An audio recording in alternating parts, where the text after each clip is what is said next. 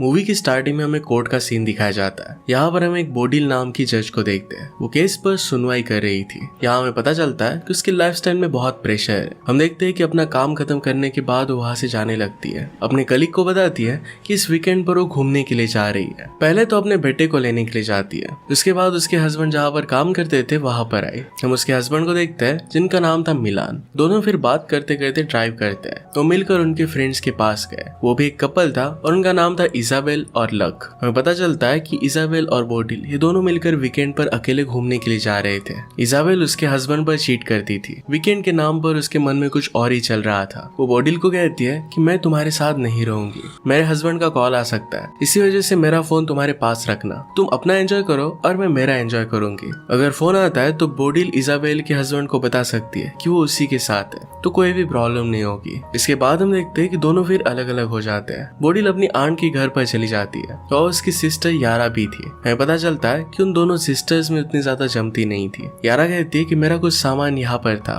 वो लेकर मैं यहाँ से जा रही हूँ। वो फिर वहाँ से चली गई। इजाबेल एक होटल के कमरे में रहती है। वहाँ पर वो बहुत एंजॉय करती है। बोडिल की कॉन्फ्रेंस थी और वो वहाँ पर गए। वहाँ पर वो अपने और इजाबेल दोनों के मोबाइल से फोटो खींचकर मिलान और लक को भेज देती है ताकि उनको लगे कि वो साथ साथ है। यहाँ पर प्रेजेंटेशन शुरू होता है। वहाँ पर हमारा और एक मेन कैरेक्टर जिसका नाम था सैमुअल ये प्रेजेंटेशन दे रहा था। बोडिल उसकी प्रेजेंटेशन से काफी इम्प्रेस थी। जब वो प्रेजेंटेशन दे रहा था तो बीच बीच में बोडिल का फोन बजता है। इसे सैमुअल की नजर उस पर पड़ती है। प्रेजेंटेशन के बाद हम देखते हैं कि सैमुअल और बोडिल एक दूसरे से बात करने लग गए थे। दोनों के बीच में एक अच्छी बॉन्डिंग हो जाती है। इसके बाद वो दोनों बोट राइडिंग के लिए जाते हैं। बोडिल फिर उसे अपने घर पर लेकर गए। एक दूसरे के साथ वो इंटीमेट होते हैं और बहुत सारा टाइम अच्छे से स्पेंड करते हैं। दूसरी तरफ हम देखते हैं कि इजाबेल भी एक बार में जाती है और वहां पर एंजॉय कर रही थी। वहां पर एक आदमी को पैसे देती है। ये पैसे उसने किस लिए दिए थे इसका राज हमें मूवी में आगे पता चलेगा। दूसरी तरफ हम देखते हैं कि बोडिल अपने घर पर आने के बाद फिर से फोटोज क्लिक करती है। अपने हस्बैंड मिलान और लक को भेज देती है। अगली सुबह हम देखते हैं कि बोडिल को लक का कॉल आता है। बोडिल ने फोन उठाया और लक को कहती है कि इजाबेल नहाने के लिए गई है।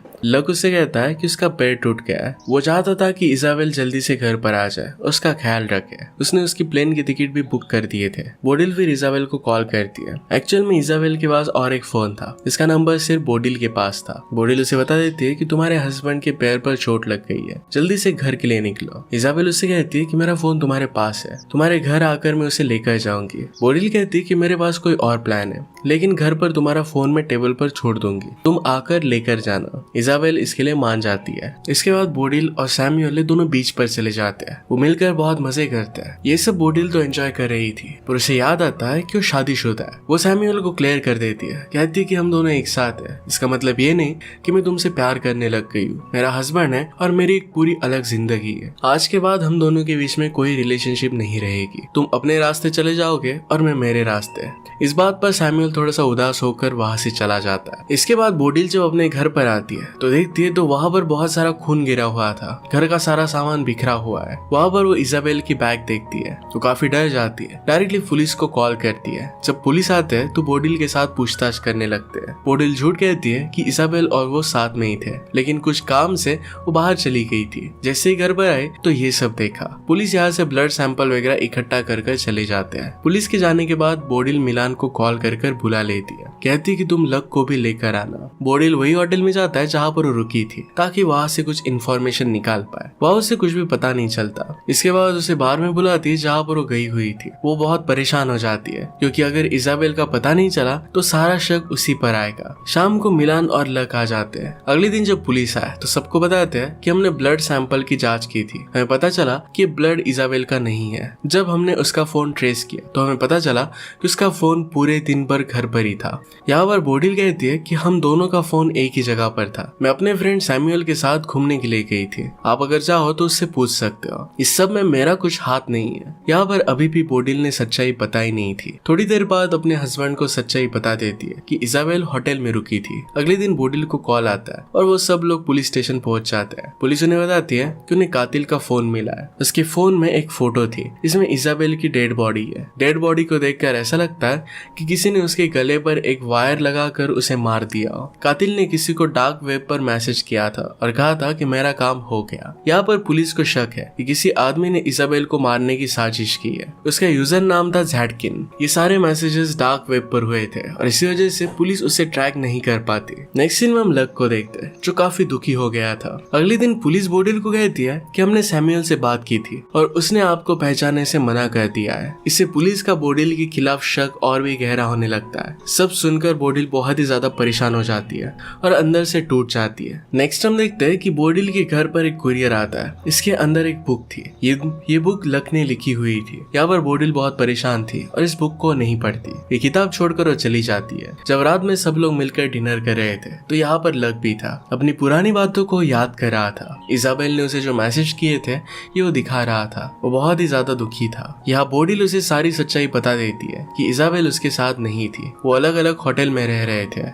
अगले सीन में हम देखते हैं कि बोडिल ने न्यू लॉयर हायर किया था। वो लॉयर को सारी सच्चाई बता देती है। वहाँ पर लॉयर उसे कहता है, देखो अगर तुमने अपना बयान बदला तो पुलिस तुम पर ही शक करेगी और झूठी गवाही देने के केस में तुम्हें जेल में डाल देगी। पर इस बार बोडिल ने डिसाइड कर लिया था कि पुलिस को सब कुछ सच सच वो बता देगी और ऐसा ही करती है। पुलिस ऑफिसर ये सुनकर काफी गुस्सा हो जाती है। पुलिस उसे कहती है कि हमारा सारा शक अब तुम पर ही है। क्या तुम्हें पता है कि अपना बयान बदलना कानूनी जुर्म है? बोडिल कहती है कि मैंने जो भी कहा ये सब कुछ सच है। रात को जब बोडिल सो रही थी तो वहाँ पर लक आ जाता है। उसे कहता है कि तुम अफेयर करती हो और खुद के जुर्म छुपाने के लिए मेरी वाइफ को बदनाम कर रही हो। लक बहुत ही दुखी था। वो कहता है कि मैं मेरी वाइफ से बहुत प्यार करता था और उसकी जाने की वजह सिर्फ तुम हो। बोडिल बहुत डर जाती है लेकिन मिलान उसे लेकर जाता है। वो उसे कहता है कि लक अपनी सही हालत में नहीं है। वो बहुत ज्यादा दुखी है। वो जो भी कह रहा है इसे दिल पर मत लेना। वो धीरे धीरे ठीक हो जाएगा। अगले दिन इंटरनेट पर वो सर्च करती है कि सैमुअल कहाँ पर पढ़ाता है। एड्रेस मिलने के बाद वो सैमुअल को मिलने के लिए गई। उससे पूछती है आखिर में तुमने ऐसा किया क्यों? अपने बयान को तुमने बदल क्यों दिया? तुम्हारे बयान की वजह से बुरी तरीके से मैं फंस चुकी हूँ। सैमुअल ने कहा कि तुमने ही कहा था कि बाद में हम दोनों एक दूसरे के साथ नहीं है। जैसा तुमने कहा था मैंने वैसा ही किया। अगर तुम चाहो तो मैं पुलिस को सच सच बता सकता हूँ। इतने में वहाँ पर बोडिल के पास पुलिस का कॉल आता है। जब बोडिल पुलिस के पास पहुंचती है तो पुलिस उसे एक वीडियो दिखाती है। वीडियो के अंदर हमें पता चलता है कि इजाबेल और एक लड़की है। दोनों आपस में इंटीमेट हो रहे थे।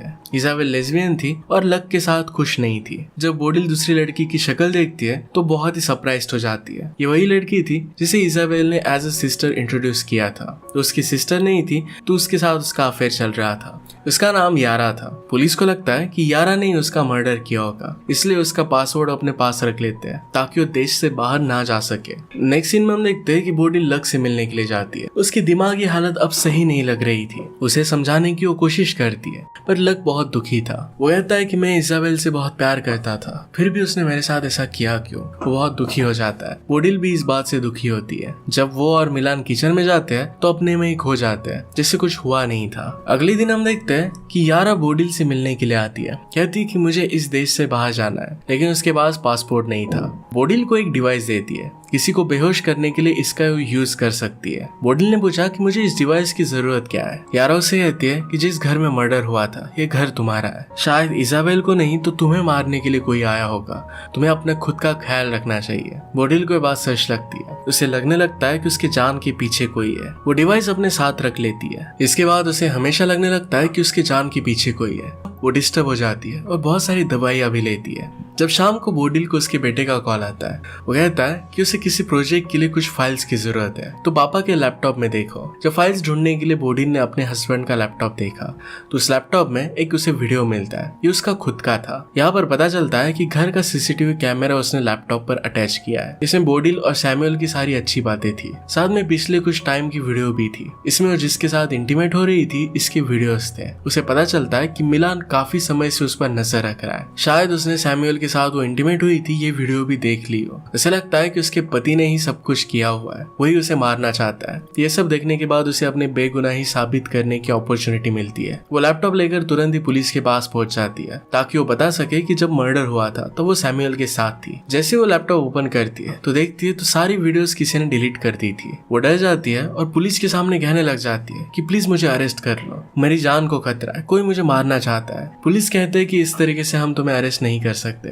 उसे वहां से जाने के लिए कहते हैं। बोडिल फिर अपने घर नहीं तो सैमुअल के घर पर जाती है। सैमुअल उसे शांत करता है। वो सैमुअल का घर देखने लग गई तो उसे पता चलता है कि सैमुअल के घर पर एक पियानो है। पियानो का एक वायर टूटा हुआ था। इजाबेल की डेथ भी वायर की मदद से की गई थी। इजाबेल बहुत ज्यादा डर जाती है। उसे लगता है कि सैमुअल ने शायद बोडिल को मारा होगा। वो डर कर तुरंत वहां से चली जाती है। वहां उसे सैमुअल के घर के बाहर मिलान मिल जाता है। मिलान उसे कहता है कि तुम किसी के साथ भी रिलेशनशिप रखो, मुझे इससे अब कुछ भी फर्क नहीं पड़ता। इसके बाद वो घर पर आता है। बोडिल बहुत ही स्ट्रेस में थी। अभी भी उसे लगता है कि उसका हस्बैंड ही मर्डरर है। मिलान उसका स्ट्रेस दूर करने के लिए उसे नींद की गोली देता है, लेकिन बोडिल इसको नहीं लेती। चालाकी से अपने मुंह में रखती है और मिलान के जाने के बाद इसे निकाल लेती है। अभी तक उसे किसी पर भी भरोसा नहीं था। उसे लग रहा था कि उसका हस्बैंड गोली देकर उसे मार डालना चाहता है। जैसे ही वो बाहर आती है तो देखती है कि लक ने बहुत सारी नींद की गोलियां ली थी। उसे लगता है कि उसके पति ने ही लक को मारने की कोशिश की है। बोडिल फिर यारा ने उसे जो डिवाइस दिया था इसकी मदद से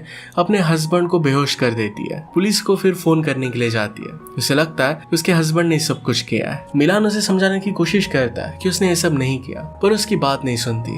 उसे वहां पर एक बुक मिलती है जो लक ने लिखी थी। लक अपनी किताब जैड के नाम से लिखता था। बोडिल को याद आता है कि जिस यूजर ने डार्क वेब पर किसी को मारने का कॉन्ट्रैक्ट दिया था उसका यूजर नेम जैड की नहीं था। इसका मतलब है लक ने ही सब कुछ किया है। तभी वहां पर लक आ गया। वो बोडिल से कहता है मेरी बीवी की जगह पर तुम वहां पर होनी चाहिए थी। जो भी हुआ उसकी जिम्मेदार सिर्फ तुम ही हो। मैं तुम्हें नहीं छोड़ूंगा। लक उसे मारना चाहता था ताकि उसे लग रहा था कि वही इजाबेल को भड़का रही है। बोडिल मौका देखकर वहां से भाग जाती है। लक उसका पीछा करने लगता है। बोडिल भागते भागते समुद्र के किनारे भागने की कोशिश करती है। लक को तैरना नहीं आता था, फिर भी वो पानी में डुबकी लगा देता है। इसका फायदा बोडिल उठा लेती है और पानी में डुबा डुबा कर मार देती है। जब यहाँ पर पुलिस आती है तो सब कुछ सच्चाई उन्हें बता देती है। पुलिस उसे कहती है कि जो कॉन्ट्रैक्ट किलर था वो देश छोड़कर भाग चुका है। ये सब लक नहीं किया था। पुलिस फिर यारा का पासपोर्ट भी बोडिल को दे देते हैं। वो बोडिल को कुछ भी चार्ज नहीं करते क्योंकि उसने ये सब सेल्फ डिफेंस में ही किया था। हम देखते हैं कि मिलान बोडिल से बहुत गुस्सा था। वो अपने बेटे के पास अपने घर में रहने के लिए चला जाता है। उसने बोडिल को अब छोड़ दिया था।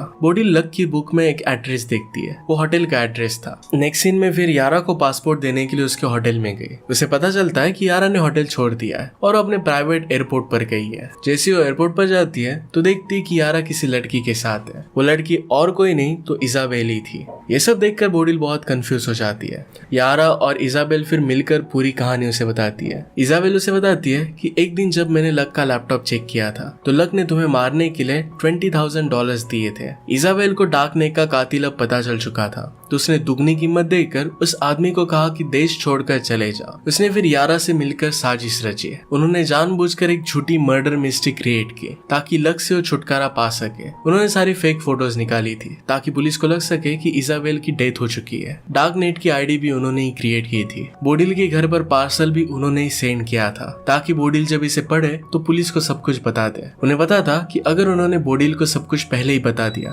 तो उनका साथ नहीं देगी क्योंकि वो जज है और उसे हमेशा लीगल चीजें अच्छी लगती थी। बोडिल फिर यारा को उसका पासपोर्ट दे देती है। वो प्लेन में बैठकर चली जाती है। हम देखते हैं कि बोडिल को सैमुअल का कॉल आता है। वो उसे लाइक करती ही थी तो उसी के पास चली जाती है। इसी के साथ ही मूवी एंड हो जाती है। अगर आपको एक्सप्लेनेशन अच्छा लगता है तो प्लीज लाइक और कमेंट जरूर कर दीजिएगा। मैं बहुत सारी मूवीज लेकर आते रहता हूँ तो प्लीज चैनल को सब्सक्राइब कर दीजिए और बेल नोटिफिकेशन आइकन दबाने मत भूलिएगा। हम फिर से मिलेंगे और इन मूवी के साथ। तब तक के लिए थैंक यू और आप अपने आप का ख्याल रखिए।